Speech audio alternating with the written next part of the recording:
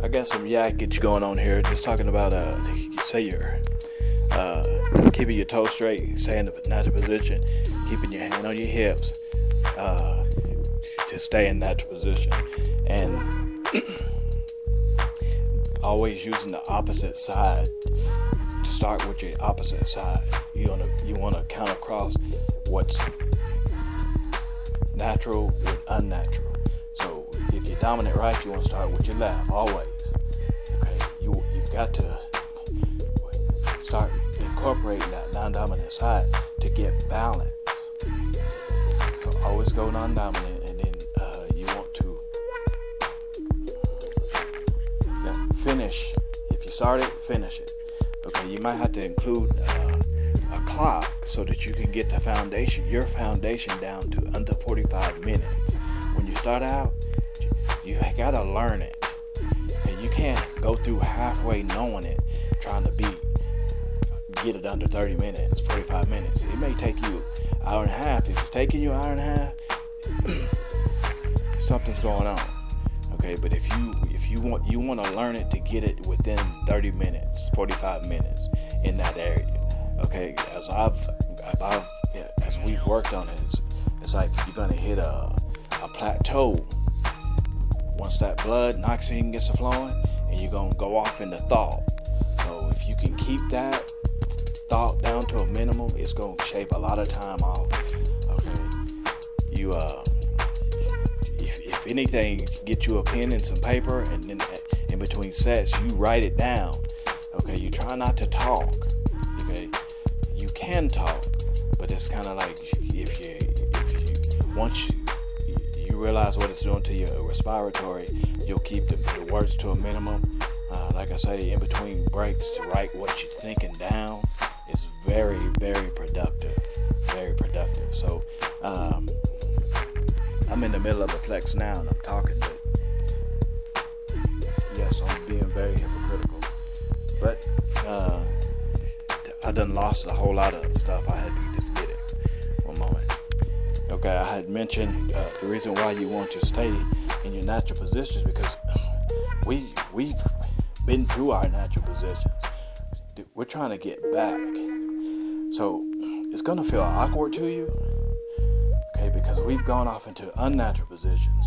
Our support muscles, everything have basically been realigned. It's going to feel comfortable in the unnatural position because it doesn't know of the choice. Okay, you got to remind your body and your mental that this is natural, and that's what you want to get back to.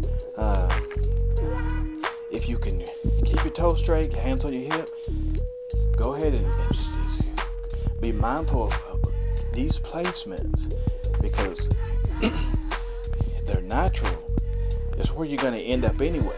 So if you can remind yourself to do these things, to stay at these natural points, all you got to do is negotiate with yourself, not us, not anyone else. It's going to be you. That where it feels comfortable is what it's used to. Okay. Now the natural position is where it came from anyway. So if you start there, we like to think of it, that's where you're gonna end up anyway. So you can go with unnatural. Keep it where it's comfortable for you for as long as you want to. But it's only hurting. You're not gonna get any benefit of it, because eventually you're gonna end up in the natural position where you should have started from 6 months ago. Now, 6 months ago, you could have started at the natural position and been here within 2 months. Now that's 4 months. Let's go 6 months that you beat yourself up. So we're gonna explain to you the spot so that you don't waste any time to get in alignment. Because once you get in alignment, what we really want you to do is not even worry about that. Is to learn it. Okay, once you learn the positions and the movements, it's going to be a whole lot understandable of why this works this way. Okay, now we can give you a book, let you read it yourself, but it's all going to come to the same spot. So whatever you want to do, if you want to leave a comment, say, hey, send me the book because I don't like to hear you explain anything to me, that is fine with us. We will send you a book. Okay, once you get that read, jump right on back in here. And that 6 months that you wasted never phased us. Okay, you got to understand, we're going to be on your side. You're going to be fighting yourself. You're not going to be fighting us. We've been through that. Okay, which gets us to position are let's say the understanding of why you're going to be fighting yourself. We fought ourselves. We still do, but it's limited. Okay, it's a whole lot more limited than it used to be. So we're just trying to get you to understand that you have an ally. Okay, not to beat yourself up about it. If you talk to us, we can get you right through there to our understanding. We don't know everything. Okay, we're trying to share with you an exercise that worked on a gang of people. You are different, so not everything's gonna come out the exact same. We understand that, but if you kind of work on one path, common path, expect different goals, it'd be a whole lot different. Another natural is on your lifts. The methodology is to lift the leg to the hand, not bring the hand down to the leg. Okay, you want to try to remain standing as straight as possible. Hand on your hip on these and lift. Okay, you're gonna be off balance to begin with. So no worries there. Okay, we've got to get you into the natural position because you should naturally be able to lift your leg up. It's your leg. Okay? It shouldn't feel like somebody else is doing this. Okay, one of the natural methods on this is you want to lift the leg to the hand. Okay, now it's gonna be tough. Do not hurt yourself attempting to lift your leg to your hand and hurt yourself. That is counterproductive. That's not how this goes. Okay, take your time. Lift the leg to the hand. If you can just barely touch your hip, your hip, your thigh, above your knee, that's fine. Okay, but you're working on a plateau, so you want to go to the knee, lifting your leg up to mark them. You want to mark because you want to graduate. Okay, that's what we gradually increase to get off this plateau. So if you can lift your leg to your kneecap, put your hand on your kneecap, that's fine. Okay, you want to attempt to increase the lift, increase the height. Okay, so as you start touching the hand to the kneecap, you want to go to below the kneecap. You want to go to where you can touch your shin on the lift, all the way until you can touch your hand. As long as you lift and touch, make contact with your hand, that's the basic. Okay, now you just don't want to lift the leg and not make any contact. That's not considered a rep. Okay, the rep consists of the leg making contact with the hand. It can be a finger, it can be a fingernail. Contact completes the movement. You must make contact. Okay, you don't want to bring the hand down, which will stay on top of you. You don't want to move the hand down, and there could be just a little movement, okay? But you want the leg to go through the hand, not the hand to come down to meet the leg. Okay, you have got to discipline yourself of this. Okay, one thing we tend to worry about getting that height. height makes us feel good. Everybody wants to get high. That's not the case here. Okay, you're missing the whole concept of the method. The method is to make contact with the hand and the leg. Okay, lifting the leg, you want it to gradually increase in height, but if you're doing it in a different manner, it's not. You're defeating your purpose. That's an explanation. The reason why you want to make contact with the hand and the leg is so that the mind registers this is a stretch, that this stretch is comfortable with you. So when you bring your hand down to make contact with your leg, it's a negative. That's a negative mark. Okay, you want to do it at length. Mark it as long as it is.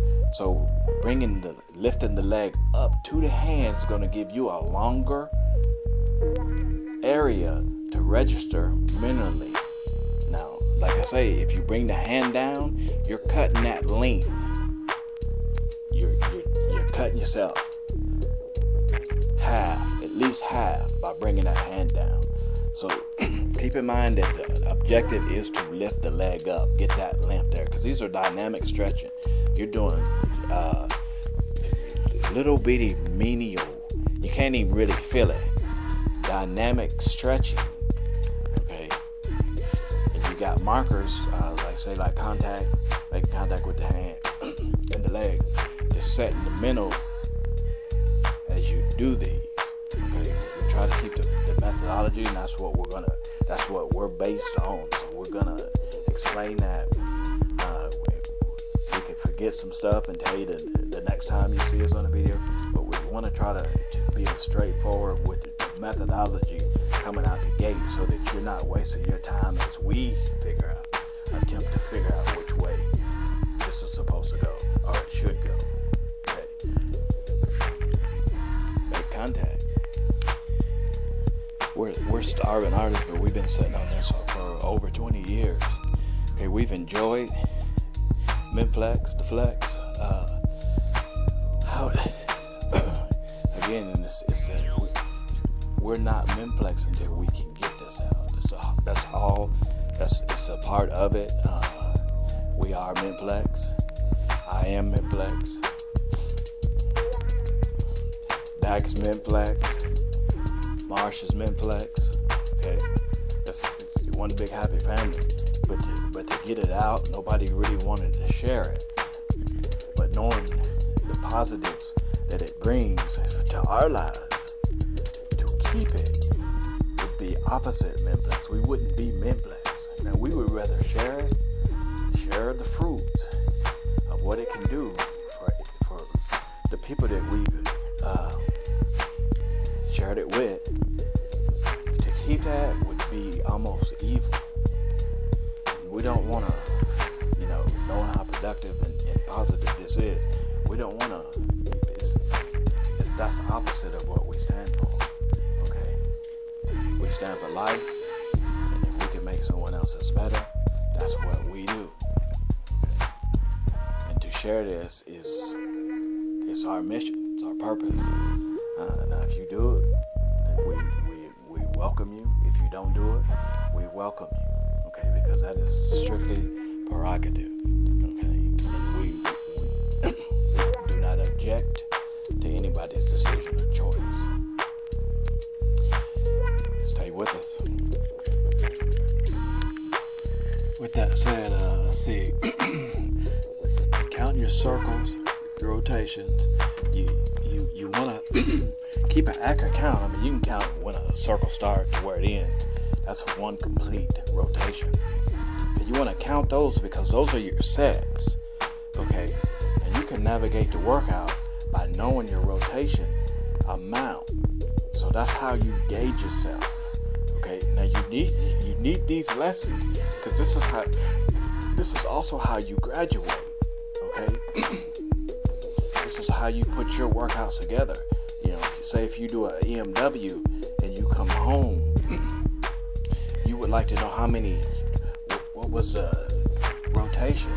number amount. Because like, say you done 10 that morning, okay, just to get through it. You drug yourself through it. It don't really matter. You done complete rotation and you finish the workout. That's all that matters. Okay, so you come back in the evening and you want to get that second one in. Okay, you try to graduate and do more than you done prior. Better yourself every time. Okay, and this is how you do this. How you get those set in. Okay, numbers, you're gonna do a lot of counting, lots of counting. Okay, but you're not gonna be 1, 2, 3. You don't want to do it like that. You want to do it internally. Okay, set it up with your homie. Okay, to keep count of those rotations.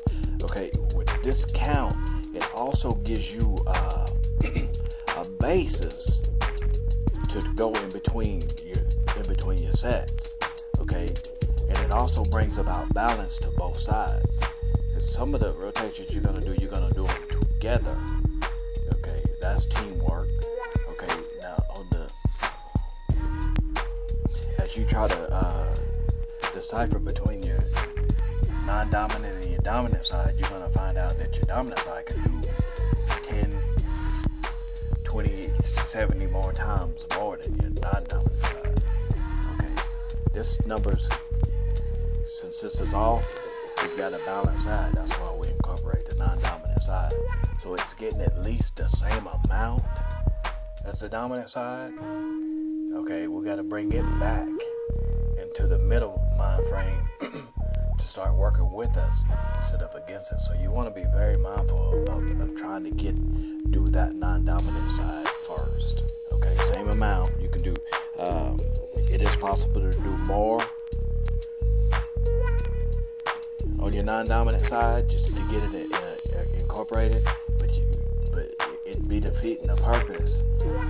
Okay, because you're doing more on your non-dominant side than your dominant side, although your dominant side could do more than your non-dominant side, but it's the balance you want.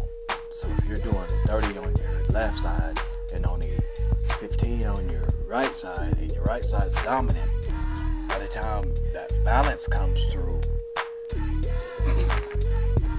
and it's going to be the same time. You know, just because you're doing more on the non-dominant side is not going to change the time that this balance comes through to where you can do the same amount for both. It's not going to expedite it or slow it down. It's going to be the exact same time. So just keep it the same across the board. So when it gets there, it's equal.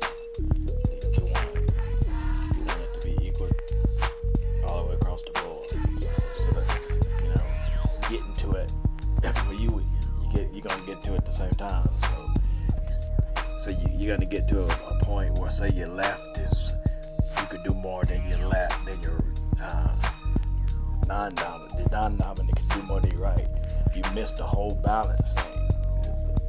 There's an equilibrium right in between there. So same reps, non-dominant first, it'll balance out at the same time. Let's see. Other than that, get you some mirrors, because you want to be looking at yourself. Okay, it's gonna be weird to your balance, but it gives you a mental mind concept of how the world sees you doing it, and it helps your comfort level. Now, some of y'all like to be outside, like to be seen. Okay, that's your prerogative. It's no negative, but it's like you undergoing some reconstruction. Go through that looking at yourself. Okay, it's gonna give you a personal perception of how the world should see you. They may not, but we can't speak for the world. All we know is that having the mirrors while you discipline yourself to go through this workout really helps on your confidence. You can see why and what you're doing to reach your plateaus, and it's, like I say, it's extremely therapeutic. A lot of people are body conscious. Okay. That's because they're going off somebody else's perception that they think or may think that they're thinking about. That's a ping pong ball baddie, you know. Why would that even matter? But if you get your mirrors, it's going to help you build a stronger relationship with your self-perception. You're looking at yourself. You know what you look like. We do it every morning before we go off to work. Look in the mirror and make sure this is fixed, that's fixed. This, you know, that we ain't carrying no boogers with us, you know. That's just how we do it. So as you flex, you're going to incorporate and get a wider perception of yourself.